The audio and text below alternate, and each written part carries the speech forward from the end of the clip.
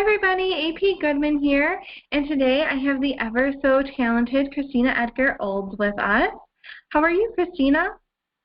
I'm doing great. Thank you for having me. I so appreciate it. Oh, my absolute pleasure. So for those of you who don't know, Christina has 2 books out, right? Yes, correct. Awesome. And so your first, one of them is more kind of like a beachy romance one, and the other one is kind of like a woman's romance story. Am I interpreting it right? When my first 2 books are definitely romantic women's fiction, but my first book, Giving Up Grace, is less on the romance part. But The First Summer was definitely a romantic beach read, and it came out this past summer, and a lot of people loved it for that, sweet beach read kind of genre.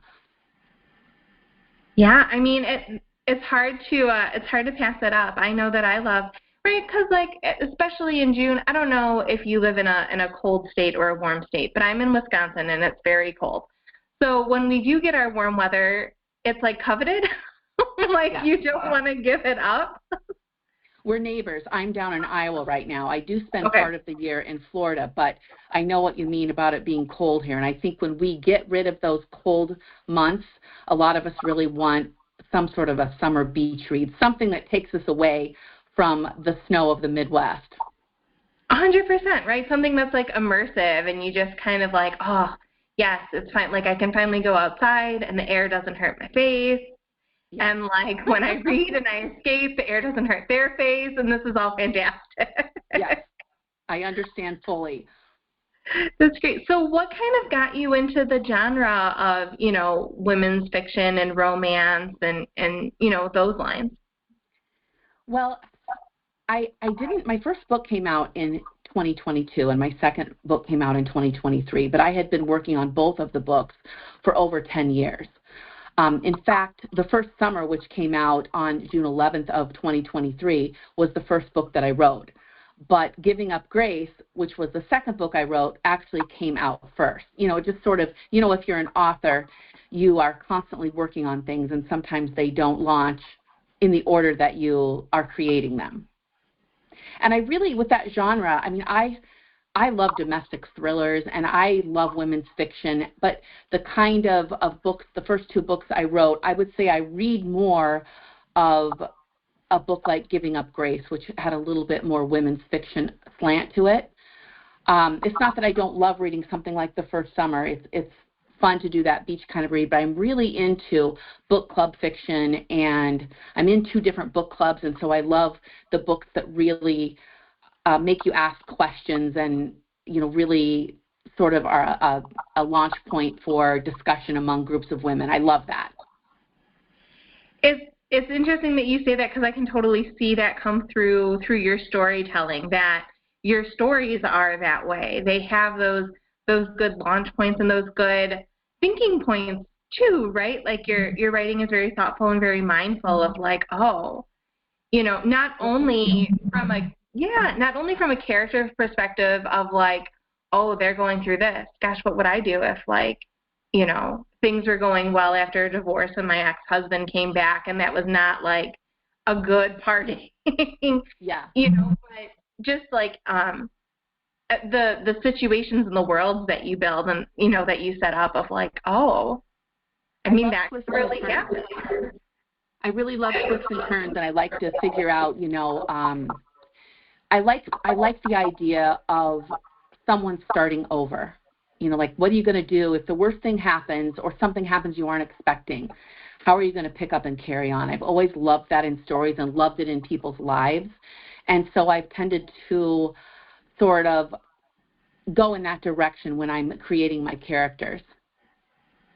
Yeah, and I think that there are elements of that definitely in the beachy read, but in the first book too. Is that right? Yes, definitely.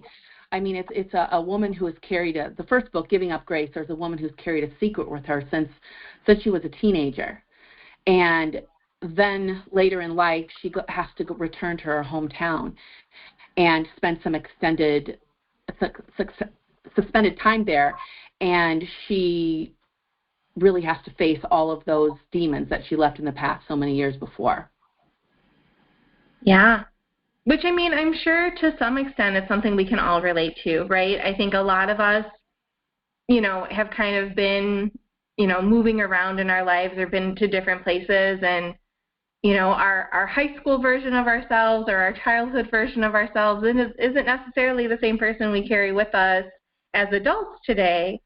So while, going back home or going back to where you grew up can be, a fun nostalgia trip, there can still be things of like, oh, yeah, this incident happened though, and this isn't my favorite. Even if it's not, a domestic thriller. It's just like, oh, yeah, no, that did happen here. It wasn't all just like a good time. I think if you are an adult woman and you haven't had to pick up the pieces and start over at least once, you are very rare and pretty lucky because we've all had those, most of us have had those times in our lives where we've had to really figure out where we're going in the next 10 years of our life, or, as we turn around a different corner than what we were expecting. Yeah, no, I'd agree with that. I'd agree. So with all of your characters, I know we've talked a lot about your plot and your writing style, but with all of your characters, do you have a favorite? Is there one that you kind of makes you smile just a little bit more? I'm writing a third novel. It's actually done. I'm doing some of the final edits on it before I send it out on submission to agents. But I have to tell you that it's from the point of view of two female characters, and one is 66 and one is 30. And so they're both sort of starting over after an unexpected loss, and then their journeys bring them together, and their paths intersect. But I have to tell you that older woman, and her name is Maggie, I think she might be my favorite character that I've written so far. And the reason is that she's lived a little more life than my other characters, and she has a really good ability to reflect on who she was when she was younger, and then who she is as an older woman and how she got there. I think she isn't exactly happy with who she was when she was younger, and I really like that story of how she reflects and forgives herself for maybe some of the things she did in her life that she's not that proud of.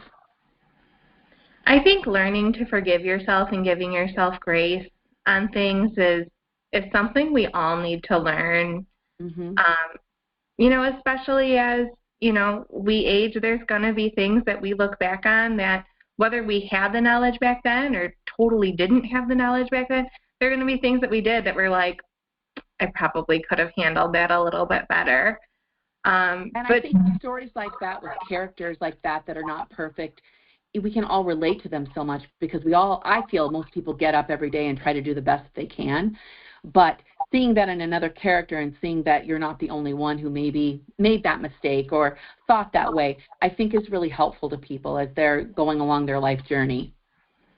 100%. And sometimes, especially, it's easy to see in books, but it happens in real life too.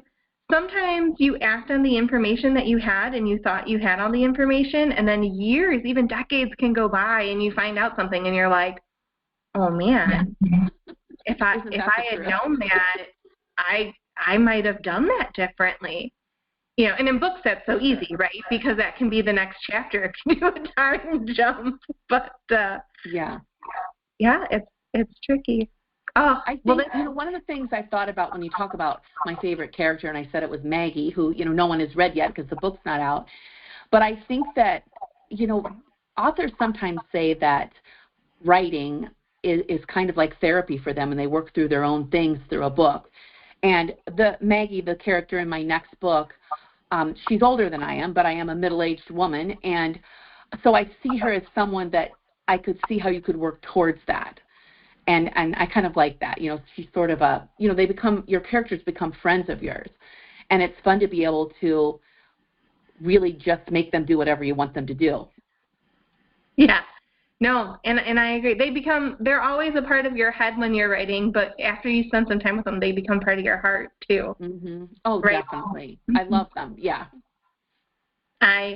I write a different genre, but I feel the exact same way. I know my characters and I love them, and it's cool when they get to succeed, and sometimes they have to fail a little bit because they got to learn some of those lessons. Right, for sure. So going forward, do you have any, you said you had your third book, right? So that's super exciting. Yeah. Are there any other like promotions or, debut dates that you want to share of things that, new followers or readers can look forward to? Yeah, well, I don't have a launch date yet for that third book. Obviously, my other two are out. I've got Giving Up Grace, and this book, it's been available on Amazon since 2022. And then I also have The First Summer. That's the beach read that we were talking about. That came out on July 11th of this year. So I've just got the two books. With no date for the third one, I don't actually have a new project to launch, but I'm always looking for ways to get my first two books into the hands of readers. And what's really important to me right now is I'm trying to grow my social media presence. I know in working with agents and getting books out there and selling books, I think the general public doesn't realize how very important it is to have followers. And so I am always promoting my Christina Edgar Olds author Instagram and Facebook pages. And those should be fairly easy to find if you do a search, but you can also go to my website, which is ChristinaEdgarOlds.com, and you can connect right to those social media platforms from that website as well. You can also connect to Amazon and buy the books. I've tried to, make it a one-stop place for people.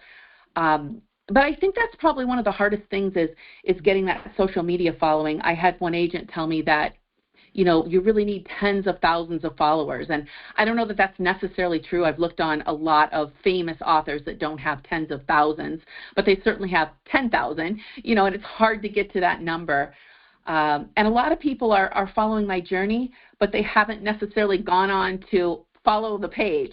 So, they're just liking things, but they don't actually show up as followers. So I don't know how much they're really getting of all the things that I'm posting. But that's a real challenge is promoting yourself, promoting your books, making sure that you are being interesting to readers and making sure that they still want to follow what you're doing.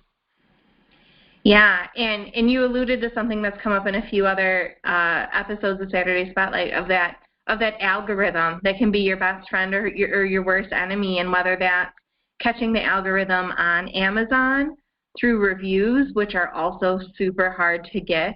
Yes. Or on, social medias of, the algorithm really favoring a post and then showing you. I know that I have followers who are like, oh, I didn't know that you even posted that this week. Like I would have liked that, or, I would have participated in this. And it's like, yeah, to some extent, we're kind of at the mercy of whatever the social media powers that be decide to show to people, and hopefully it's in a timely manner. But that all has very little to do with being a good writer and being an author that people want to read their work. Whether or not you can get Facebook followers does not have anything to do with whether or not your next book is going to be good. And we spend so much time on doing that, and it's part of the game, and so I'm willing to do it. But that's all time that is taken away from writing the next book. So it's frustrating sometimes, but it's just like it is with life. Lots of things are frustrating. I've got another thing people can do on my website is they can sign up. I have a quarterly newsletter where I anything that has kind of caught on during that quarter, then I will include in the newsletter in case people missed it, and just some fun things and some interesting things and some personal things. But that's another side, to have to write a quarterly newsletter to get people following you that way. It's kind of fun. I've always, before I started writing full time, I was a development director for a nonprofit, and so I did a lot of that promotion and marketing, and it's not that I can't do it, and I do even kind of like it. I just wish sometimes it would work better. No, I get it. And sometimes you want to write your story. And I think as a writer that's not only okay, but expected and natural and good. Yeah. I think a lot of us who are writers, it's just where our heart pulls us, and we do it out of love and out of passion. So it's okay to want to focus on that sometimes. Yeah. Focusing on things that make you happy is a good thing. Yeah, I agree. Yeah. Well, thank you so much for being here today. I appreciate you. It was really nice to meet you. I know that we've come across each other on various, speaking of social media, Facebook groups and book groups, but it's really nice to put a face to a name, right? Yes. And to know the person instead of just the book, right? I love getting to know the author. So thank you so much for joining me. I'm so glad that I was able to be here, and I love to meet other Midwestern authors and see how we're, because you see lots of people all over the country, and whenever I see someone from my same area, I always want to reach out and say hello. So I appreciate it, and I wish you the best of luck also with your books. Thank you. I'm actually in the same position that you're in. I have 2 books out. The 3rd book is about to be done. I have no launch date, but it'll get there. It's just, everything takes time, like we said. Absolutely. All right. Well, thank you so much, Christina, and thank you so much for anyone who has tuned in today. As always, I appreciate you. This is our last, interview of the year, so thank you so much for sticking it out with us and, spending some time with this new program. I hope you love it. I've had a lot of fun talking to people, and I can't wait to see what we do next year together in 2024. All right. Bye, everyone.